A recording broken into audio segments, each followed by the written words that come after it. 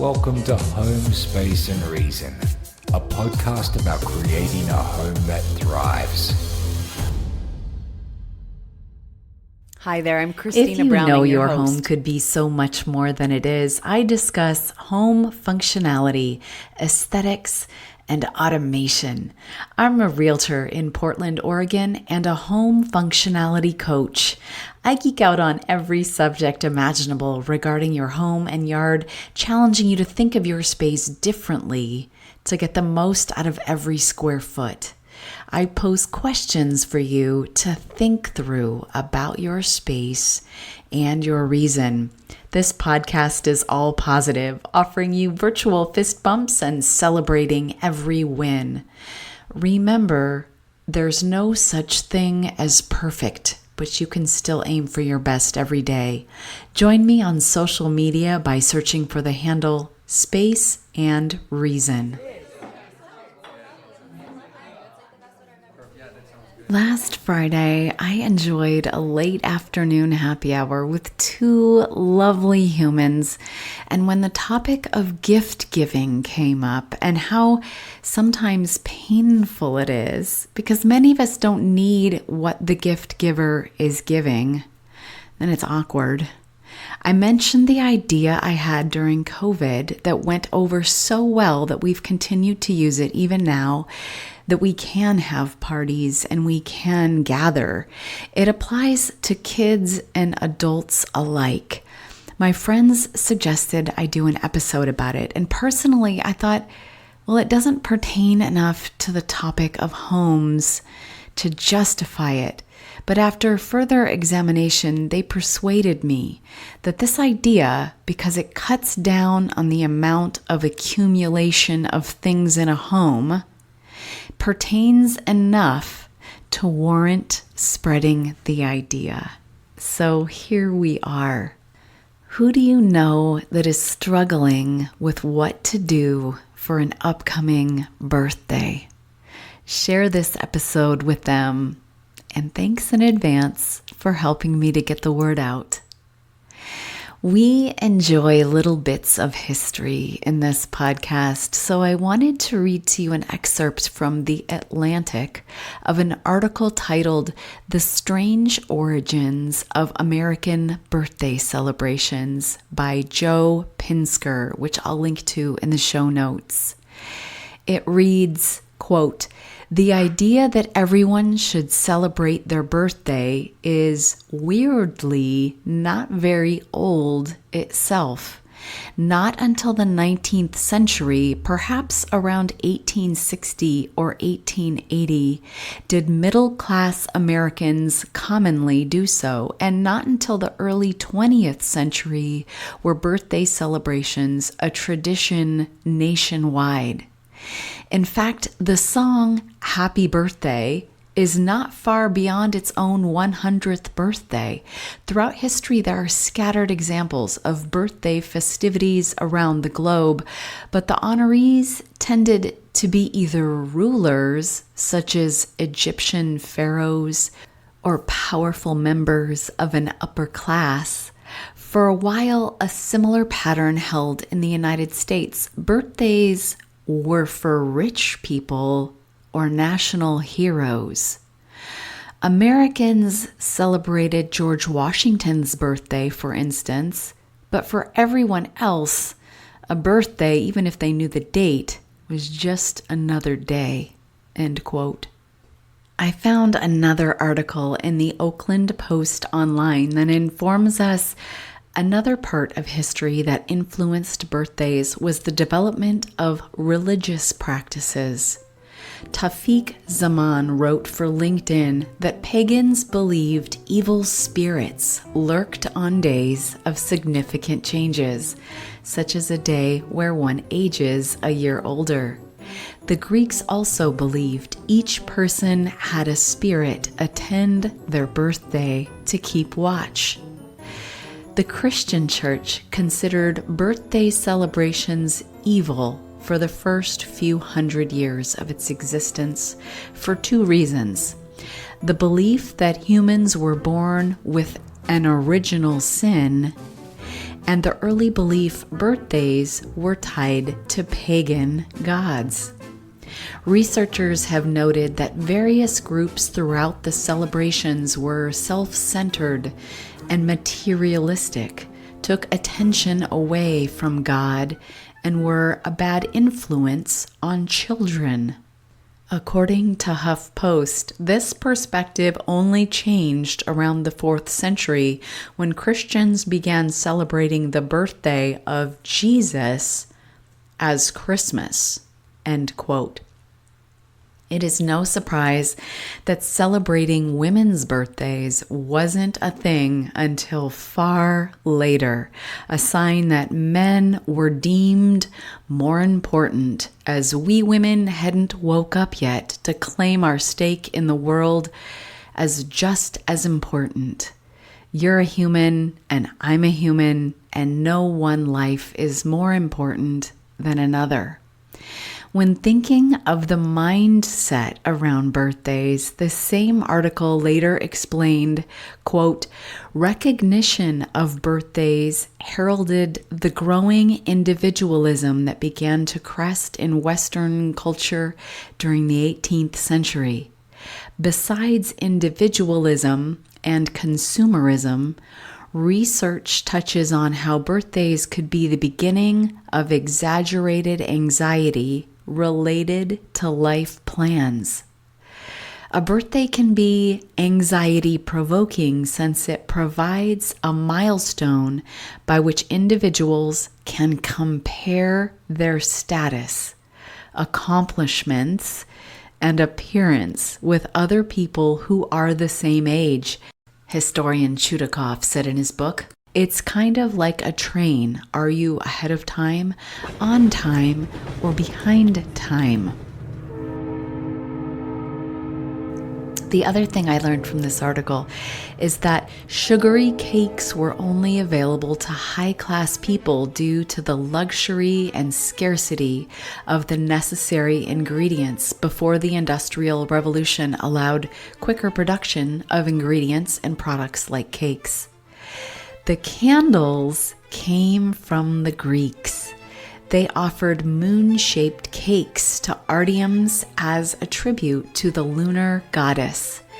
To recreate the radiance of the moon and her perceived beauty, Greeks lit candles and put them on cakes for a glowing effect.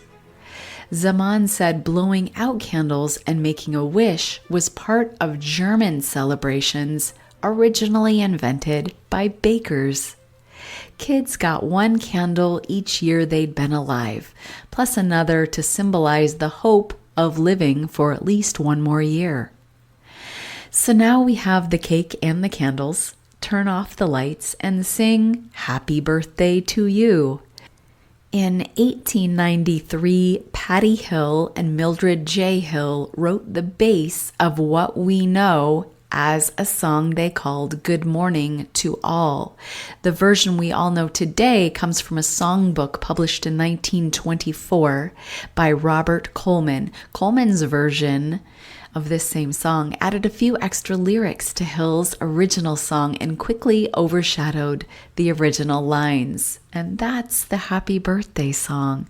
Fascinating, right? That seems so recent. 1924, that's not that long ago. So now let's get on to the idea.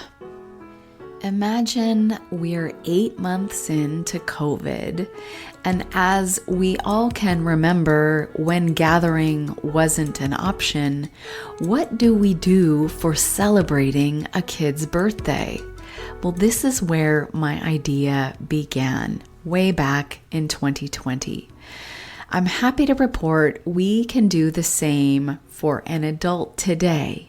So this absolutely transfers. Keep listening if you're looking for ideas for adults too. We chose the number 8 because it represented how old my son was going to be. I had him write down 8 things he loved the most or was most passionate about in the world.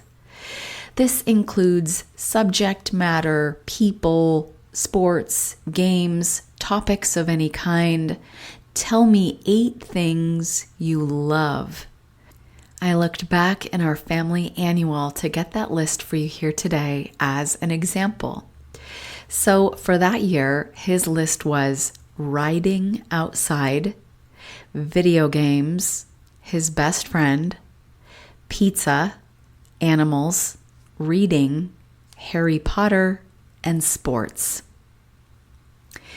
Now grab a paper and pen because these are the categories you can write down no matter if the person you are celebrating is 8 or 48. These are the ways in which you celebrate all of the things that they love. So everything on their list is converted into number 1, a gift, or number 2, an experience, or number 3, the theme of the cake, or number 4, decorations for the day or weekend or week. So for example, using this list, my son got a new scooter for riding outside. He got a Madden video game. He had his best friend over to spend the night, and they had pizza. We rented a 3D movie, The Lion King, so the boys could watch it with our 3D glasses. Notice in what I just told you, we've already accounted for 5 items now on his list. The following day, we hosted our family to watch an NFL game and have cake. The cake was Harry Potter theme, and he got some Harry Potter themed bed sheets. He got a few other things like fishing lures and books. But really the point of it is that the person truly feels seen and celebrated for more than a few hours. The next year, he wanted to do 9 things. Even when we gave him a choice, you could have a party. He said, I would rather have a reflection party. And the next year, he chose the same. And the next year, he chose the same. He has never since opted for a traditional birthday party again. He feels absolutely seen and honored when we do his birthday celebration in this way. I prefer to have a reflection party because it's not like a singular party where all the kids just come and there's like very mobby and you have to pay attention to everyone so no one feels left out, and it only lasts for a couple of hours, and then your birthday's over. That's it. And then on the reflection party, it happens over a couple of days. And that allows me to feel more seen and loved. And it feels like a birthday, like an actual birthday. That's all I got. That's all I got, huh? He feels like birthday parties with a lot of kids, many of whom are just acquaintances, don't mean as much. When we do it this way, he gets quality, in-depth time with the people that matter most to him. Last year, Mom and Dad even landed on his list, so we each took him to do a special outing alone. My husband took him fishing for an afternoon. I took him out to sushi and to the zoo. And the zoo was because his love for animals landed on the list again. These are usually in the form of a certificate on the day of, and they don't happen necessarily on the actual day of his birthday, partly because he loves looking forward to something, and his birthday happens to fall in the early winter, so it doesn't make it ideal for outdoor things. Fast forward to birthday 11, and I said, I didn't expect you to still want to do this. But this list we're honoring is becoming uncomfortably long because he couldn't even think of 11 things he's super passionate about. So we capped it at 10 things. And I expect we will continue to do this for the foreseeable future. Now let's talk about how this could be translated to adults. 5 things, 3 things, whatever the number. If you asked me what are 5 of my most favorite things that I enjoy in life right now, it would be number 1, walks in a new neighborhood that I've never been to look at houses. Number 2, perusing a nursery, looking at plants. Number 3, going out to a restaurant I've never been to and having food that I've never had. Bonus points if the food origin is from another country and I don't know what I'm eating. I love that so much. I'm an adventurous eater. 4 would be enjoying a flight of something, ciders or sours or beer at a brewery. And 5 would be getting a manicure and pedicure with no place in particular to be afterward. Guess what that does? It honors my person. It's a reflection of who I am in that moment or in that period of time. It honors the things I most love, and those things are allowed to change every year. What a partner might guess you like could be old news. Also, guessing sucks. There are still elements of surprise intertwined in this concept because the people who are surrounding you are choosing the dates, getting the reservations, finding the neighborhood, researching the breweries. It takes out the component of receiving stuff I don't want or need. And with the kid version, it completely removes that altogether because we aren't getting a gift from 13 kids at a party that hardly know my son or know our values. Worse yet is the expectation of goodie bags for each child. And if you've listened to this podcast from the beginning, you know I loathe the idea of goodie bags because inevitably it's all tiny, cheap things that end up in a landfill after the kid has looked at them and the novelty has worn off 10 minutes later. Then it's in your house for you to organize or gift forward or put in a landfill. All of that is under the category of a hard pass.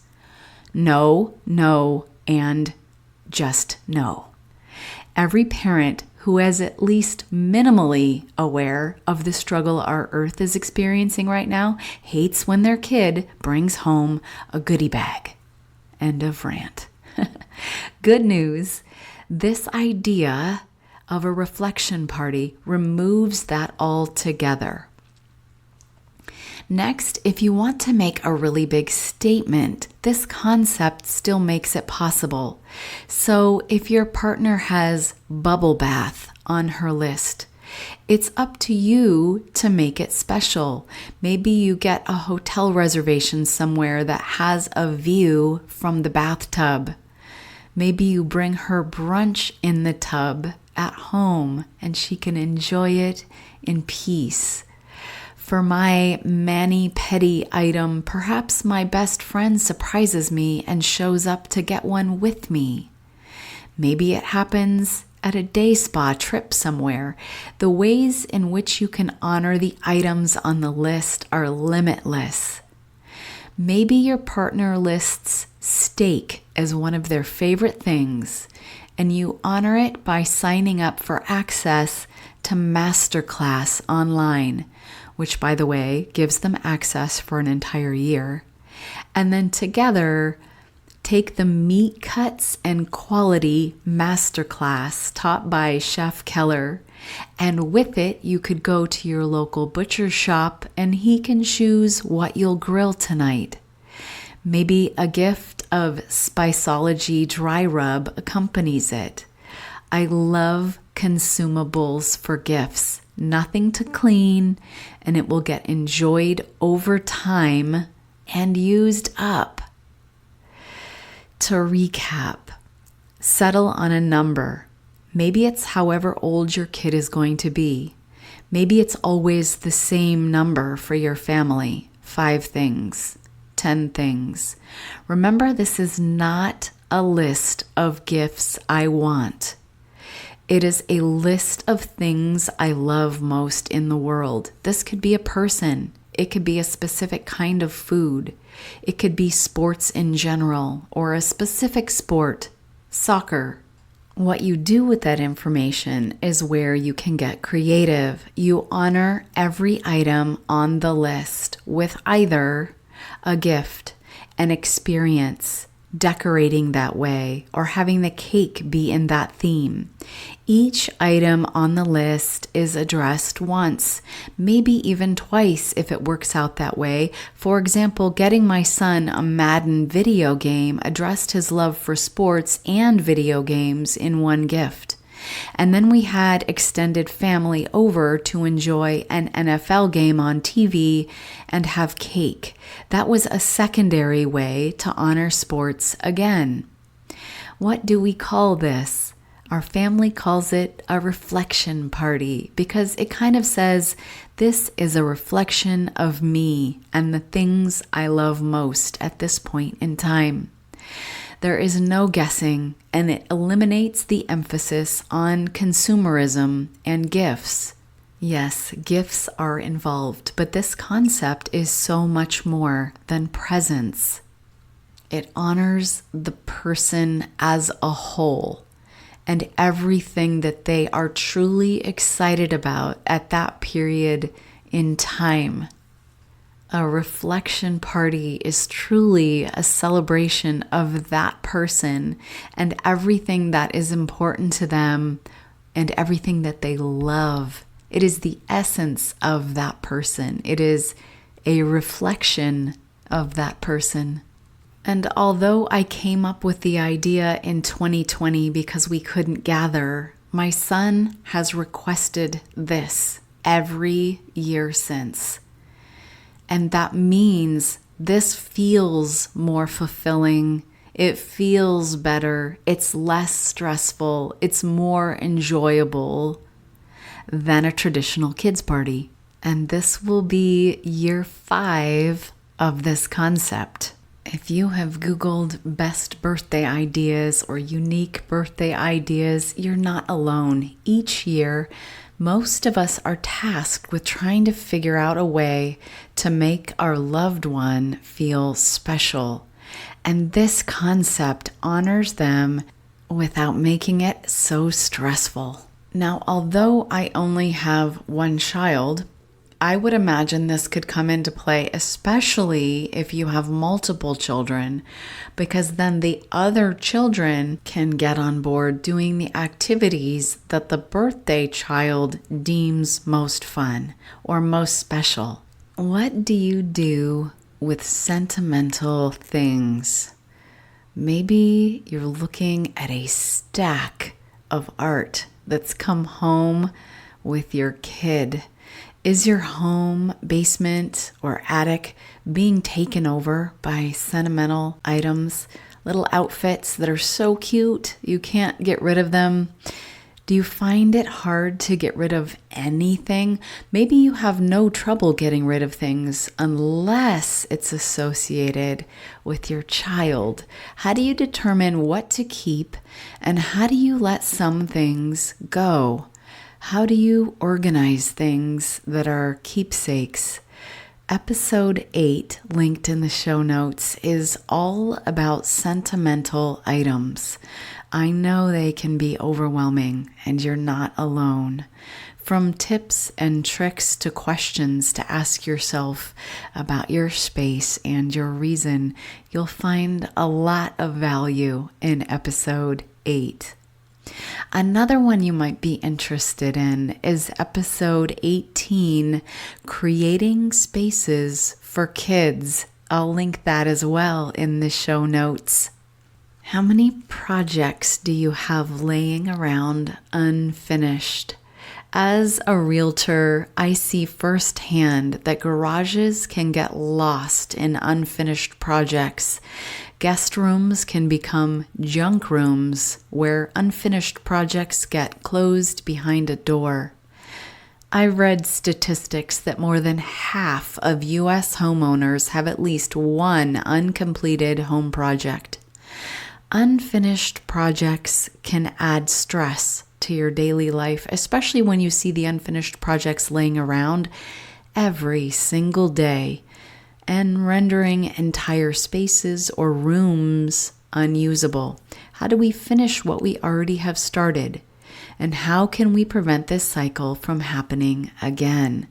Come geek out with me on episode 33 called Finishing and Revising Home Projects. Also, this is a good one to listen to if you're stuck down the road on getting your mind right to finish a project, because you can always listen again. If you happen to know someone in the market to buy or sell soon in the greater metro Portland, Oregon area, kindly send them my way. The finest compliment I can receive is the confidence of your referral. You can always find links for connecting with me in the show notes. That includes getting on my calendar.